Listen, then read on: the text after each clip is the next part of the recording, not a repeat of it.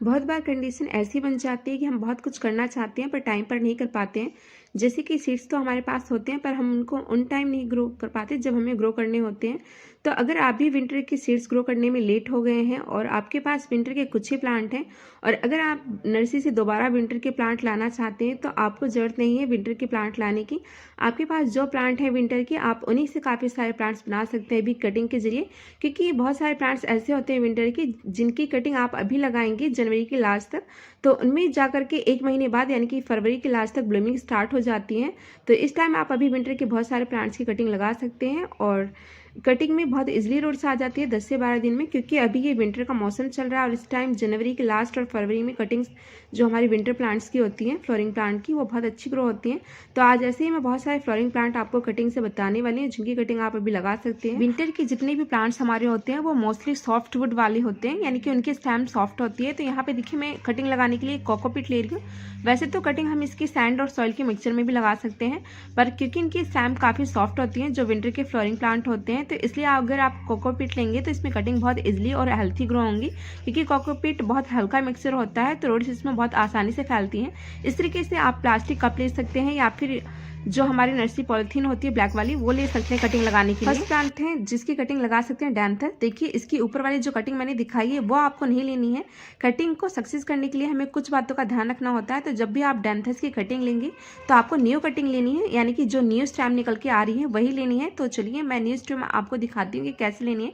आप किनारे से या फिर नीचे से जो न्यू स्टेम निकल करके आती है और जिसपे बड्स ना हो, यानी कि फ्लोरिंग ना हो रही है, वो वाली कटिंग लेंगी तो आपको बहुत अच्छा रिजल्ट मिलेगा। क्योंकि अगर फ्लावर बड बनी होती है या फिर फ्लावर्स उस पर आ रहे होते हैं तो ऐसे में जो कटिंग होती है वो स्ट्रेस में चली जाती है कई बार और हमें अच्छा रिजल्ट नहीं मिलता। तो इस तरीके से आपको देखिए न्यू ग्रोथ वाली हेल्थी कटिंग लेनी है। और जो एक्स्ट्रा इसके साथ कटिंग आ गई है उसको मैं हटा देने वाली हूँ। सूखी वाली ब्रांच आप जो साइड में देख सकते हैं, इस तरीके की कटिंग आपको नहीं लेनी है। जो ये न्यू देखिए न्यू कटिंग है ये आपको लेनी है, इसमें आपको बहुत अच्छा रिजल्ट मिलेगा। तो चलिए अब इसको लगा देते हैं। तो यहाँ से भी देखिए मेरे पास कुछ डैंथर्स के और भी प्लांट है, तो यहाँ से भी मैं देखिए न्यू ग्रोथ वाली जो कटिंग है उनको ले रही हूँ। तो अगर आप ये न्यू कटिंग लेंगे यानी कि न्यू ग्रोथ लेंगे तो आपको बहुत अच्छा रिजल्ट मिलने वाला है। क्योंकि मैंने बहुत बार इसकी कटिंग लगाई है और मुझे बहुत अच्छा रिजल्ट मिला है। मेरे पास डैंथर्स के काफ़ी सारे प्लांट थे, बट जून में और अक्टूबर और नवंबर में बाहर रहने की वजह से, क्योंकि हमारे घर में काफ़ी सारे फंक्शन थे, तो बहुत सारे प्लांट्स ख़राब हुए हैं, इवन 100 से भी ज़्यादा। तो उनमें बहुत सारे विंटर फ्लावरिंग प्लांट भी खत्म हो गए। तो इस तरीके से देखिए मैंने डैंथर्स की कटिंग ले लिए 2। और अब यहाँ पे हम रूटिंग हार्मोन के तौर पे लेंगे एलोवेरा का जेल। तो आपको नीचे की लीव्स हटा देनी है। तो डैंथर्स की जो इस तरीके की सॉफ्ट स्टेम होती है वो बहुत इजीली ग्रो हो जाती है। देखिए नीचे आपको जो ये व्हाइट पोर्शन दिख रहा है, तो इस तरीके की कटिंग ले आप, काफ़ी हेल्थी ग्रो होती है। तो चलिए अब ग्रो करते हैं इनको। तो कटिंग में मैंने एलोवेरा जेल लगा लिया है और आपको ध्यान रखना है कि कम से कम आप कोशिश करें कि 1 से 2 लीफ नोड आप सॉइल के अंदर जरूर डालें। और 2 लीफ नोड डालेंगे तो और अच्छी बात है, क्योंकि जितने ज़्यादा लीफ नोड होते हैं उतने ही ज़्यादा रूट्स बनने के चांसेस होते हैं। तो इस तरीके से मैं 2 लीफ नोड सॉइल के अंदर डाल दे रही हूँ, यानी कि जो हमारा कोकोपीट है, और अच्छे से किनारे किनारे से प्रेस कर देना है। देखिए इस तरीके से आपको जो हमारा एलोवेरा जेल है उसको लगा देना है। तो चलिए लगा लेते हैं अपनी कटिंग को।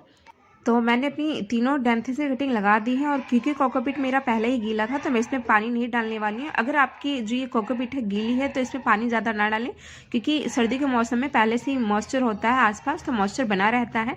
उसके बाद जो सेकंड प्लांट की आप कटिंग लगा सकते हैं वो है खूबसूरत सा कैलेंडुला। ये देखिए देखने में काफ़ी ही खूबसूरत लगता है। एंड इसमें भी आपको 3-4 कलर देखने को मिल जाते हैं, जैसे कि ऑरेंज हो गया, येलो हो गया और क्रीम कलर भी आता है।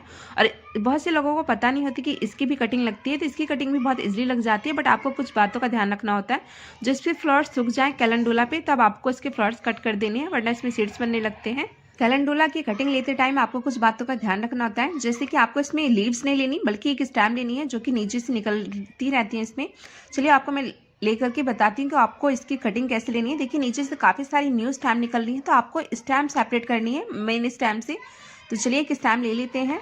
तो देखिए मैंने अपने इस प्लांट को नीचे की तरफ कर दिया ताकि आपको आसानी से दिख जाए। तो देखिए इस तरीके से स्टेम आपको नीचे से सेपरेट करनी है और कोशिश करें कि आप वो वाली स्टेम लें जिसपे बड्स ना बन रही हो या फ्लावर्स ना आ रहे हो, तो ऐसी स्टेम बहुत इजीली ग्रो हो जाती है। तो स्टेम देखिए यहाँ से सेपरेट कर लिए है मैंने। और कोशिश करें कि आपकी स्टेम पे 2 लीफ नोड हो तो काफ़ी अच्छा रहता है। देखिए यहाँ पे 2 लीफ नोड आपको नजर आ रहे हैं। अगर हमारी कटिंग में 2 लीफ नोड होते हैं तो कटिंग के लगने के जो चांसेस होते हैं वो बढ़ जाते हैं। हो सकता है कि एक लीफ नोड से हमारे रूट्स ना बने तो दूसरे लीफ नोड से रूट्स बन जाती हैं। तो यहाँ पे मैं 2 कटिंग ले रही हूँ इसकी कैलेंडुला की, और सेम वही हर एक कटिंग में मैं लगाने वाली हूँ अपना रूटिंग हार्मोन, वही एलोवेरा जेल। तो 2 कटिंग मैंने यहाँ पे देखिए ले ली है। इस तरीके से हेल्थी कटिंग होनी चाहिए, क्योंकि कई बार क्या होता है बहुत सारे प्लांट्स हमारे जो होते हैं विंटर के, उनकी लीव्स येलो हो जाती हैं और स्टेम थोड़ी मुरझाई सी होती है। तो आपको मुरझाई वाली जो स्टेम है वो नहीं लेनी है, और या फिर जो आपकी लीव्स पीली हो चुकी हो वो वाली कटिंग नहीं लेनी है, बल्कि हेल्थी कटिंग लेनी है जिसकी सारी जो स्टेम हो और लीव्स हो ग्रीन हो। तो इस तरीके से कटिंग मैंने ले ली है और सेम इनको भी मैं कोकोपीट में ही लगाने वाली हूँ। तो चलिए कटिंग को लगा लेते हैं। और कटिंग लगाते टाइम आपको एक और बात का ध्यान रखना है, सिर्फ आपको ये जो स्टेम है नीचे की वही आपको दबानी है कोकोपीट के अंदर, या भी जो भी सॉइल मिक्सचर में आप लगा रहे हैं। आप चाहे तो इन कटिंग को सैंड में भी लगा सकते हैं और सैंड में भी बहुत अच्छा रिजल्ट मिलता है। तो आपको लीव्स जो ऊपर की हैं वो नहीं दबानी, क्योंकि लीव्स दबाएंगे तो नीचे से कटिंग गल जाएगी। तो इस तरीके से कैलेंडुला की कटिंग भी मैंने लगा दी है। उसके बाद नेक्स्ट प्लांट जिसकी कटिंग आप अभी लगा सकते हैं वो है हमारा रोज प्लांट। और रोज प्लांट आप सभी जानते हैं कि विंटर में कितनी हैवी ब्लूमिंग करता है। तो यहाँ मैंने रोज प्लांट की कुछ कटिंग लगाई थी जो कि सक्सेस हो गई है। देखिए इसमें न्यू ग्रोथ यानी कि लीव्स निकल करके आ रही हैं। कई बार इसमें लीव्स आपको नजर आएंगी बट नीचे से रूट्स बन गई हो, ये जरूरी नहीं है। तो आपको थोड़ा सा वेट करना है, और जब 1-1.5 महीना हो जाए और लीव्स अच्छी सी ग्रोथ हो चुकी हो उसमें, तभी आपको अपनी कटिंग जो ट्रांसप्लांट करनी है। तो यहाँ पे मैं कटिंग ले रही हूँ। तो ये मेरा प्लांट है जिसकी मैंने अभी प्रूनिंग करी थी नवंबर के लास्ट में। तो इसमें काफ़ी अच्छी ग्रोथ होकर के आई है, देख सकते हैं आप। मेरे पास रोजेस का काफ़ी अच्छा कलेक्शन था, तो काफ़ी सारे प्लांट्स सूख गए हैं बाहर जाने की वजह से, जिसमें से अभी 2-3 प्लांट बचे हुए हैं।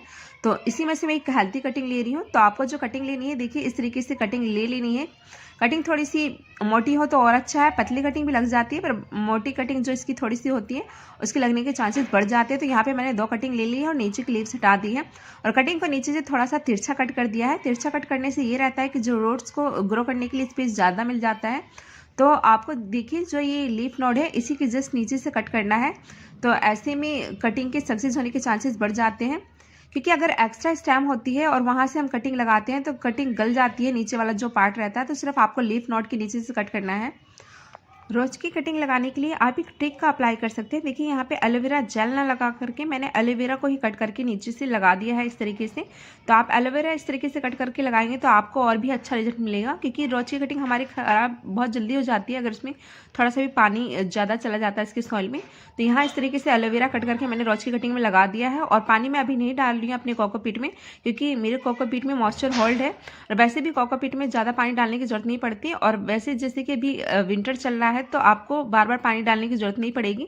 अगर एक बार आपने अपने कोकोपीट को गीला कर दिया तो कम से कम 2-3 दिन के बाद ही आपको पानी डालना पड़ेगा।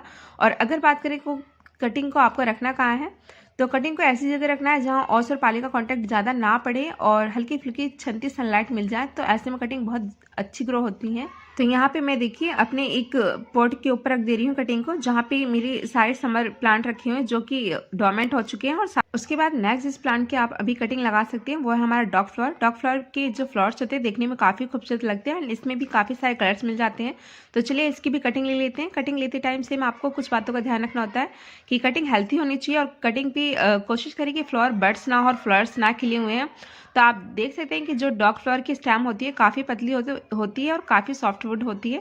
तो यहाँ से मैं कुछ कटिंग ले रही हूँ इस तरीके से। और बार बार मैं आपको कह रही हूँ कि कटिंग लेते टाइम आपको ध्यान रखना है कि कई बार जो ये हमारे विंटर के प्लांट होते हैं ओस या पाली की वजह से इनकी स्टेम येलो भी हो जाती है। तो आपको येलो वाली स्टेम नहीं लेनी है, हेल्थी स्टेम लेनी है। तो यहाँ पे देखिए पूरी तरीके से ग्रीन स्टेम ले रही हूँ, कहीं से भी कोई लीव्स खराब नहीं है और फ्लावर भी नहीं आ रहे हैं और ना ही बर्ड्स हैं।